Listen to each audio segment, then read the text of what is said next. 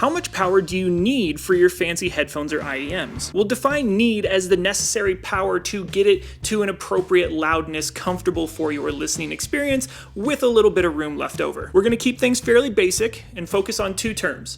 That's impedance and sensitivity. Sensitivity refers to how efficiently headphones or IEMs convert electrical signals into sound, usually measured in decibels per milliwatt. Impedance is the resistance headphones or IEMs present to the electrical current from an audio source measured in ohms. Together, sensitivity and impedance give us a rough idea as to whether or not we just need something basic, like an Apple dongle, or we need something more. Let's take a look at some examples. The HiFiMan Sundara measures 34 ohms of impedance and 94 decibels of sensitivity. Sennheiser HD599 measures 50 ohms of impedance, but 106 decibels of sensitivity. Even though the 599 resists an electrical signal much more than the Sundara, 50 ohms of impedance versus 34, the Sundara is far less sensitive at only 94 decibels versus 106. 12 decibels doesn't seem like that big of a jump or a huge difference. So you might think that these both are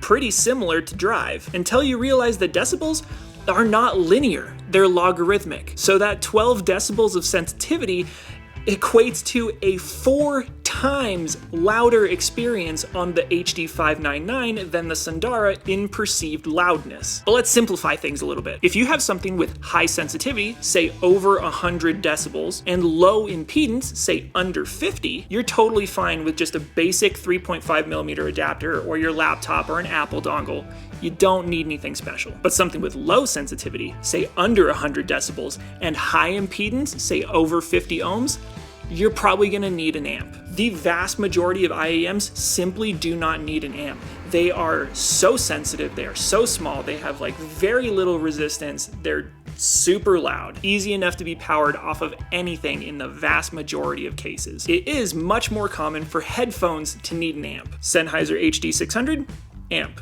Sennheiser HD599, no amp. FiO FT1, no amp. Meze 109 Pro, no amp. HiFiMan Susvara, amp, like a really powerful amp. I hope that helps kind of demystify things a little bit. Drop a follow, consider subscribing. Later.